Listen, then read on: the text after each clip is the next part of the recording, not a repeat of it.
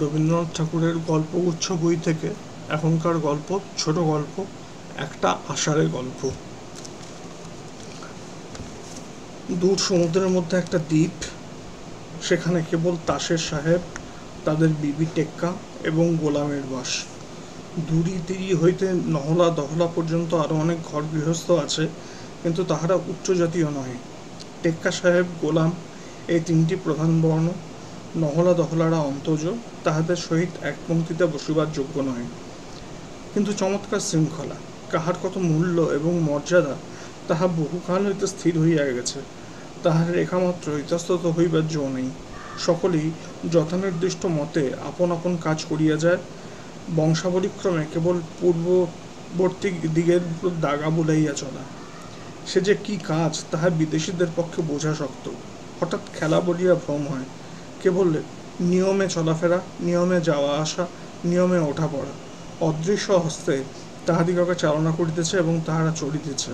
তাহাদের মুখে কোনো ভাবের পরিবর্তন নেই। চিরকাল একমাত্র ভাব ছাপ মারা রহিয়াছে, যেন ফ্যালফ্যাল ছবির মতো।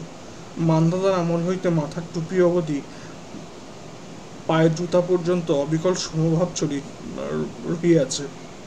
কখনো কাহাকেও চিন্তা করিতে হয় না, বিবেচনা করিতে হয় না। সকলেই মৌন নির্জীবভাবে নিঃশব্দে পদচারণা করিয়া বেড়ায়। পতনের সময় নিঃশব্দে পড়িয়া যায় এবং অবিচলিত মুখশ্রী লইয়া চিত হইয়া আকাশের দিকে তাকাইয়া থাকে। কাহারও কোনো আশা নেই, অভিলাষ নেই, ভয় নেই, নতুন পথে চলিবার চেষ্টা নেই, হাসি নাই, কান্না নাই, সন্দেহ নাই, দ্বিধা নেই। খাঁচার মধ্যে যেমন পাখি ঝটপট করে, এই চিত্রিতবৎ মূর্তিগুলির অন্তরে সেরূপ কোনো একটা জীবন্ত প্রাণীর অশান্ত আক্ষেপের লক্ষণ দেখা যায় না। অথচ এককালে এই খাঁচাগুলির মধ্যে জীবের বসতি ছিল। তখন খাঁচা দুলিত এবং ভিতর হইতে পাখার শব্দ এবং গান শোনা যাইত। গভীর অরণ্য এবং বিস্তৃত আকাশের কথা মনে পড়িত। এখন কেবল পিঞ্জরের সংকীর্ণতা এবং সুশৃঙ্খল শ্রেণীবিন্যস্ত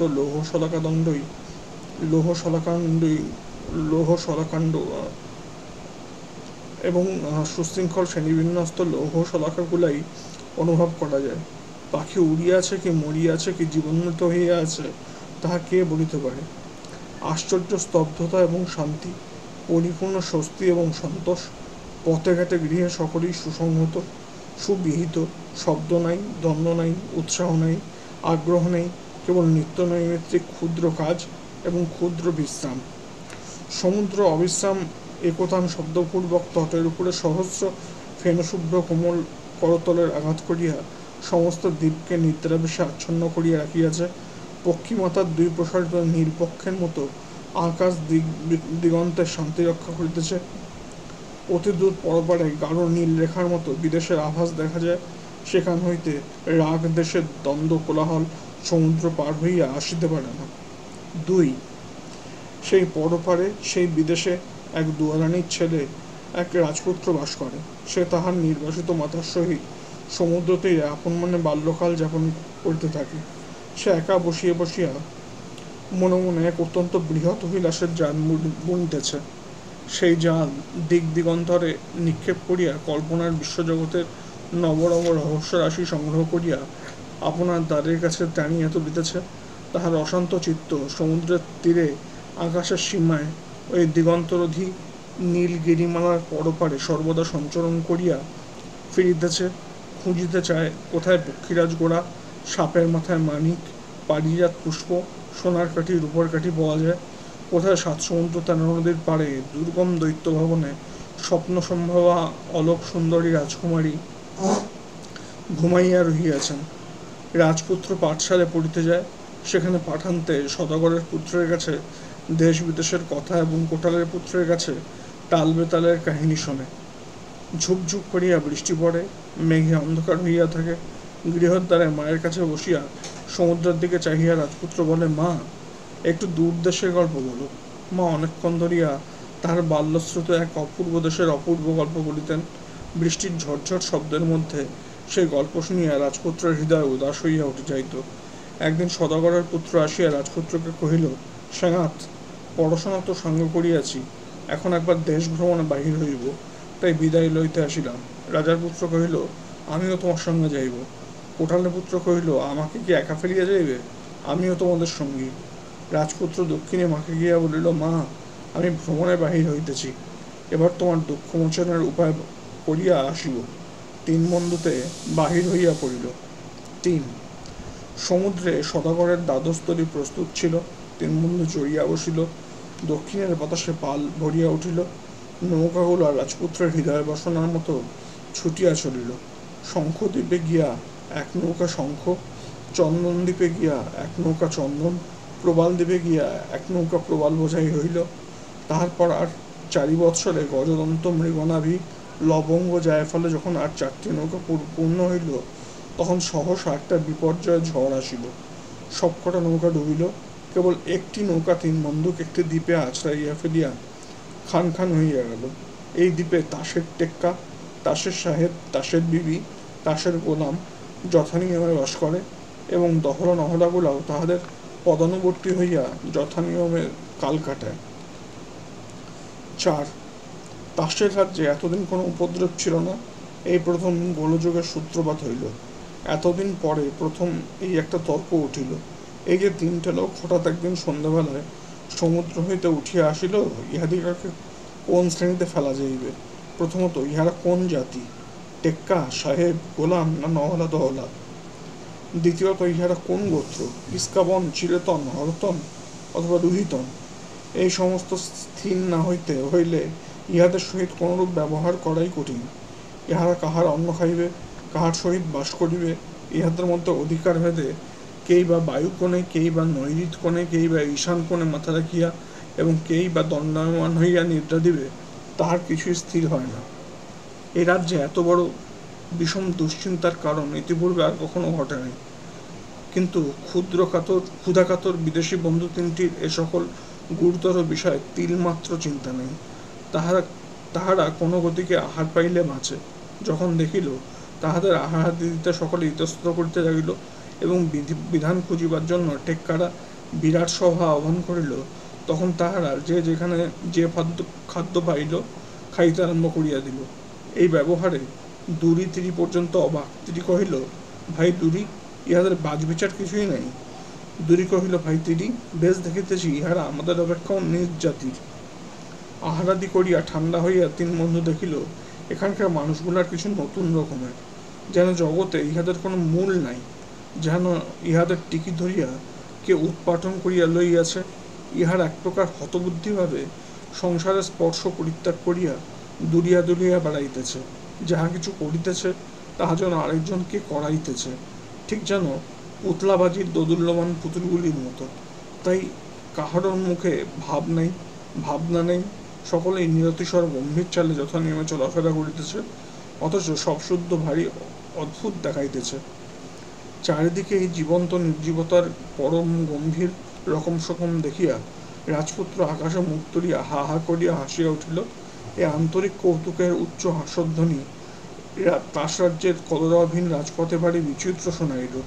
এখানে সকলেই এমনি একান্ত যথাযথ, এমনি পরিপাটি, এমনি প্রাচীন, এমনি সুগম্ভীর যে কৌতুক আপনার অকস্মাৎ উচ্ছ্বসিত উচ্ছৃঙ্খল শব্দে আপনি চকিত হইয়া ম্লান হইয়া নির্বাপিত হইয়া গেল।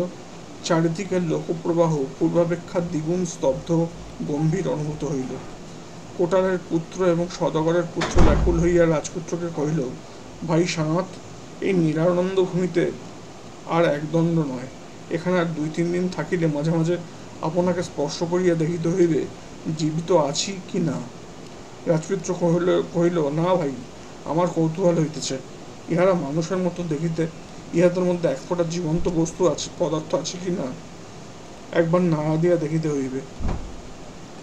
৫ এমনি তো কিছুকাল যায়, কিন্তু এই ৩টি বিদেশি যুবক কোন নিয়মের মধ্যেই ধরা যায় না। যেখানে যখন ওঠা বসা, মুখ ফেরানো, উপুর হওয়া, চিত হওয়া, মাথা নাড়া, ডিগবাজি খাওয়া উচিত, ইহারা তাহার কিছুই করে না, বরং সকৌতুকে নিরীক্ষণ করে এবং হাসে। এই সমস্ত যথাবিহিত অশেষ ক্রিয়াকলাপের মধ্যে যে একটি দিগ্গজ গাম্ভীর্য আছে, ইহারা তদ্দ্বারা অভিভূত হয় না। একদিন টেক্কা সাহেব গোলাম আসিয়া রাজপুত্র, কোঠালের পুত্র এবং সদাগরের পুত্রকে হাঁড়ির মতো গলা করিয়া অবিচলিত গম্ভীর মুখে জিজ্ঞাসা করিল, তোমরা বিধান মতে চলিতেছ না কেন? তিন বন্ধু উত্তর করিল, আমাদের ইচ্ছা। হাড়ির মতো গলা করিয়া থাস রাজ্যের তিন অধিনায়ক স্বপ্নাভিভ মুহূর্তের মতো বহিল, ইচ্ছা? সে বেটা কে? ইচ্ছা কি সেদিন বুঝিল না, কিন্তু ক্রমে ক্রমে বুঝিল। প্রতিদিন দেখিতে লাগিল এমন করিয়া না ছড়িয়া অমন করিয়া চলাও সম্ভব। যেমন এদিক আছে তেমনি ওদিকও আছে। বিদেশ হইতে তিনটি জীবন্ত দৃষ্টান্ত আসিয়া জানাইয়া দিল, বিধানের মধ্যেই মানবের সমস্ত স্বাধীনতার সীমা নহে। এমনি করিয়া তাহারা ইচ্ছা নামক একটা রাজশক্তির প্রভাব অস্পষ্টভাবে অনুভব করিতে লাগিল। ওই সেটি যেমন অনুভব করা, অমনি দাসরাজ্যের আগাগোড়া অল্প অল্প করিয়া আন্দোলিত হইতে আরম্ভ করিল। গতনিদ্র প্রকাণ্ড অজগর সর্পের অনেকগুলা কুণ্ডলীর মধ্যে জাগরণ যেমন অত্যন্ত মন্দগতিতে সঞ্চালন করিতে থাকে, সেইরূপ। 6. নির্বিকার মূর্তি বিবি এতদিন কাহারও দিকে দৃষ্টিপাত করে নাই। নির্বাক নিরুদ্বিগ্নভাবে আপনার কাজ করিয়া গেছে। এখন একদিন বসন্তের অপরাহ্নে ইহাদের মধ্যে একজন চকিতের মতো ঘনকৃষ্ণ পক্ষ ঊর্ধ্বে উৎক্ষিপ্ত করিয়া রাজপুত্রের দিকে মুগ্ধ নেত্রে কটাক্ষপাত করিল। রাজপুত্র চমকিয়া উঠিয়া কহিল, এ কি সর্বনাশ! আমি জানিতাম ইহারা এক একটি মূর্তিবৎ, তাহা তো নহে। দেখিতেছি এ যে নারী। কোটারের পুত্র এবং সদাগরের পুত্রকে নিভৃতে ডাকিয়া লইয়া রাজকুমার কহিল, ভাই, ইহার মধ্যে বড় মাধুর্য আছে। তাহার সেই নবভাবোদ্দীপ্ত কৃষ্ণনেত্রের প্রথম কটাক্ষপাতে আমার মনে হইল যেন আমি এক নূতন সৃষ্ট জগতের প্রথম উষার প্রথম উদয় দেখিতে পাইলাম। এতদিন যে ধৈর্য ধরিয়া অবস্থান করিতেছি, আজ তাহা সার্থক হইল। দুই বন্ধু পরম কৌতূহল সহিত সহাস্যে কহিল, সত্য নাকি সাঁত? সেই হতভাগিনী কঠোরতনের বিবিটি আজ হইতে প্রতিদিন নিয়ম ভুলিতে লাগিল। তাহার যখন যেখানে হাজির হওয়া বিধান মুহুর্মুহু ব্যতিক্রম হইতে আরম্ভ করিল। মনে করো, যখন তাহাকে গোলামের পার্শ্বে শ্রেণীবদ্ধ হইয়া দাঁড়াইতে হইবে, তখন সে হঠাৎ রাজপুত্রের পার্শ্বে আসিয়া দাঁড়ায়। গোলাম অবিচলিতভাবে সুগম্ভীর কণ্ঠে বলে, বিবি, তোমার ভুল হইল। শুনিয়া হরতনের বিবির স্বভাবত রক্তকপল অধিকতর রক্তবর্ণ হইয়া ওঠে। তাহার নির্নিমেষ প্রশান্ত দৃষ্টি নত হইয়া যায়। রাজপুত্র উত্তর দেয়, কিছু ভুল হয় নাই। আজ হইতে আমি গোলাম। নবপ্রস্ফুটিত রমণীর হৃদয় হইতে একই অভূতপূর্ব শোভা, একই অভাবনীয় লাবণ্য বিস্ফোরিত হইতে লাগিল। তাহার গতিতে একই সুমধুর চাঞ্চল্য, তাহার দৃষ্টিপাত একই হৃদয়ের হিল্লোল, তাহার সমস্ত অস্তিত্ব হইতে একই একটি সুগন্ধি আরতি উচ্ছ্বসিত হইয়া উঠিতেছে। এই নব অপরাধিনীর ভ্রম সংশোধনে সাতিশয় মনোযোগ করিতে গিয়া আজকাল সকলেরই ভ্রম হইতে লাগিল। টেক্কা আপনার চিরন্তন মর্যাদা রক্ষার কথা বিস্তৃত হইল। সাহেবের গোলামে আর প্রভাব থাকে না। দহলা নহলাগুলো পর্যন্ত কেমন হইয়া গেল। এই পুরাতন দ্বীপে বসন্তের কোকিল অনেকবার ডাকিয়াছে, কিন্তু সেইবার যেমন ডাকিল এমন আর কখনো ডাকে নাই।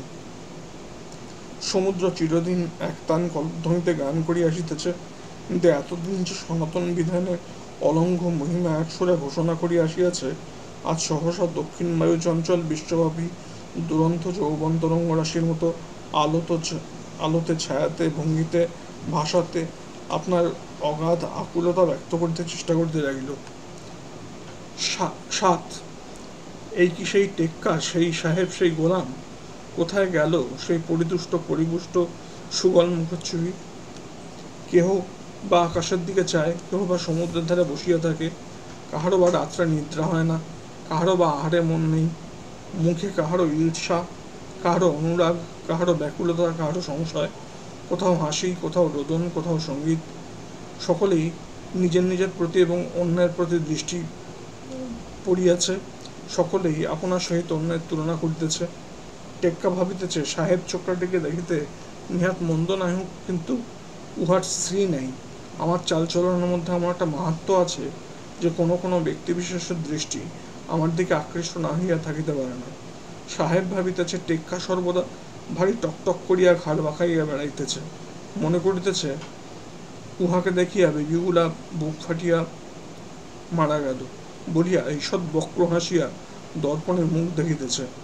দেশে যতগুলি বিবি ছিলেন, সকলেই প্রাণপণে সাজসজ্জা করেন আর পরস্পরকে লক্ষ্য করিয়া বলেন, মরিয়া যাই, গর্বিণীর এত সাজের ধুম কিসের জন্য গো বাপু? উহার রকম সকম দেখিয়া লজ্জা করে বলিয়া দ্বিগুণ প্রযত্নে হাবভাব বিস্তার করিতে থাকেন। আবার কোথাও দুই সখায়, কোথাও দুই সখীতে গলায় ধরিয়া নিবৃত বসিয়া গোপন কথাবার্তা হইতে থাকে। কখনো হাসে, কখনো কাঁদে, কখনো রাগ করে, কখনো মান অভিমান চলে, কখনো সাদাসাদি হয়। যুবকগুলা পথের ধারে বনের ছায়ায় তরুমূলে পৃষ্ঠ রাখিয়া শুষ্ক পত্ররাশির উপরে পা ছড়াইয়া অলসভাবে বসিয়া থাকে। বালা সুনীল বসন ভরিয়া সেই ছায়াপথ দিয়া আপন মনে চলতে চলতে সেইখানে আসিয়া মুখ নত করিয়া চোখ ফিরাইয়া লয়, যেন কাহাকেও দেখিতে পায় নাই, যেন কাহাকেও দেখা দিতে আসে নাই, এমনি ভাব করিয়া চলিয়া যায়। তাই দেখিয়া কোনো কোনো খ্যাপা যুবক দুঃসাহসে ভর করিয়া তাড়াতাড়ি কাছে অগ্রসর হয়, কিন্তু মনের মতো একটাও কথা জোগায় না। অপ্রতিভ হইয়া দাঁড়াইয়া পড়ে, অনুকূল অবসর চলিয়া যায় এবং রমণীয় অতীত মুহূর্তের মতো ক্রমে ক্রমে দূরে বিলীন হইয়া যায়। মাথার উপরে পাখি ডাকিতে থাকে, বাতাস অঞ্চল এবং অলোক উড়াইয়া হু হু করিয়া বসিয়া যায়, তরুপল্লব ঝরঝর মর্মর করে এবং সমুদ্রের অবিশ্রাম উচ্ছ্বসিত ধ্বনি হৃদয়ের অব্যক্ত বাসনাকে দ্বিগুণ দোদুল্যমান করিয়া তোলে। একটা বসন্তে 3টে বিদেশি যুবক আসিয়া মরা গাঙে এমনি একটা ভরা তুফান তুলিয়া দিল। 8 রাজপুত্র দেখিলেন জোয়ার ভাটার মাঝখানে সমস্ত দেশটা থমথম করিতেছে, কথা নাই, কেবল মুখ চাওয়াচুই, কেবল এক পা এগোনো দুই পা পিছনো, কেবল আপনার মনের বাসনা স্তূপাকার করিয়া বালির ঘর গড়া এবং বালির ঘর বাঁকা। সকলেই যেন ঘরের কোণে বসিয়া আপনার অগ্নিতে আপনাকে আহুতি দিতেছে এবং প্রতিদিন কৃশ ও বাক্যহীন হইয়া যাইতেছে, কেবল চোখ দুটা জ্বলিতেছে এবং অন্তর্নিহিত বাণীর আন্দোলনে ওষ্ঠাধর বায়ুকম্বিত পল্লবের মতো স্পন্দিত হইতেছে। রাজপুত্র সকলকে ডাকিয়া বলিলেন, মাসিয়ান, তুরি ফেরি বাজাও, সকলে আনন্দধ্বনি করো, হরতনের বিবি স্বয়ংবরা হইবেন। তৎক্ষণাৎ দহলা নহলা ভাসিতে ফুটিতে লাগিল, দড়ি তীর তুরিভেরি রইয়া পড়িল। হঠাৎ এই তুমুল আনন্দরঙ্গে সেই কানাকানি চাওয়াচাবি ভাঙিয়া গেল। উৎসবে নরনারী একত্রে মিলিত হইয়া কত কথা, কত হাসি, কত পরিহাস, কত রহস্যোচ্ছলে মনের কথা বলা, কত ছল করিয়া অবিশ্বাস দেখানো, কত উচ্চহাস্যের তুচ্ছ আলাপ। ঘন অরণ্যে বাতাস উঠিলে যেমন শাখায় শাখায়, পাতায় পাতায়, লতায় বৃক্ষে নানা ভঙ্গিতে হালদোলা মেলামেলি হইতে থাকে, ইহাদের মধ্যে তেমনি হইতে লাগিল। এমনই কলরব আনন্দোৎসবের মধ্যে বাঁশিতে সকাল হইতে বড় মধুর স্বরে সাহানা বাজিতে লাগিল। আনন্দের মধ্যে গভীরতা, মিলনের মধ্যে ব্যাকুলতা, বিসদৃশের মধ্যে সৌন্দর্য হৃদয়ে হৃদয়ে প্রীতির বেদনা সঞ্চার করিল। যাহারা ভালো করিয়া ভালোবাসা নাই তাহারা ভালোবাসিল, যাহারা ভালোবাসিয়াছিল তাহারা আনন্দে উদাস হইয়া গেল। হরতনের বিবি রাঙা বসন পরিয়া সমস্ত দিন একটা গোপন ছায়াকুঞ্জে বসিয়াছিল। তাহার কানে দূর হইতে সাহানার তান প্রবেশ করিতেছিল এবং তাহার দুটি চক্ষু মুদ্রিত হইয়া আসিয়াছিল। হঠাৎ একসময় চক্ষু মেলিয়া দেখিল সম্মুখে রাজপুত্র বসিয়া তাহার মুখের দিকে চাহিয়া আছে। সে অমনি কম্পিত দেহে দুই হাতে মুখ ঢাকিয়া ভূমিতে লুণ্ঠিত হইয়া পড়িল। রাজপুত্র সমস্ত দিন একাকী সমুদ্র তীরে পদচারণা করিতে করিতে সেই সন্ত্রস্ত নেত্রক্ষেপ এবং সলজ্জ লুণ্ঠন মনে মনে আলোচনা করিতে লাগিলেন। 9 রাতে শত সহস্র দ্বীপের আলোকে, মালার সুগন্ধে, বাঁশির সঙ্গীতে অলঙ্কৃত সুসজ্জিত সহস্র শ্রেণীবদ্ধ যুবকদের সভায় একটি বালিকা ধীরে ধীরে কম্পিত চরণে মালা হাতে করিয়া রাজপুত্রের সম্মুখে আসিয়া নতশিরে দাঁড়াইল। অভিলষিত কণ্ঠে মালাও উঠিল না, অভিলষিত মুখে কোনো চোখে তুলিতে পারিল না। রাজপুত্র তখন আপনি শিল নত করিলেন এবং মাল্য স্খলিত হইয়া তাহারই কণ্ঠে পড়িয়া গেল। চিত্রবৎ নিস্তব্ধ সভা সহসা আনন্দোচ্ছ্বাসে আলোড়িত হইয়া উঠিল। সকলে বরকন্যাকে সমাদর করিয়া সিংহাসনে লইয়া বসাইল। রাজপুত্রকে সকলে মিলিয়া রাজ্যে অভিষেক করিল। 10 সমুদ্রপাড়ের দক্ষিণী দুয়ারানী সোনাতরিতে চড়িয়া পুত্রের নবরাজ্যে আগমন করিলেন। ছবির দল হঠাৎ মানুষ হইয়া উঠিয়াছে। এখন আর পূর্বের মতো সেই অবিচ্ছিন্ন শান্তি এবং অপরিবর্তনীয় গাম্ভীর্য নয়।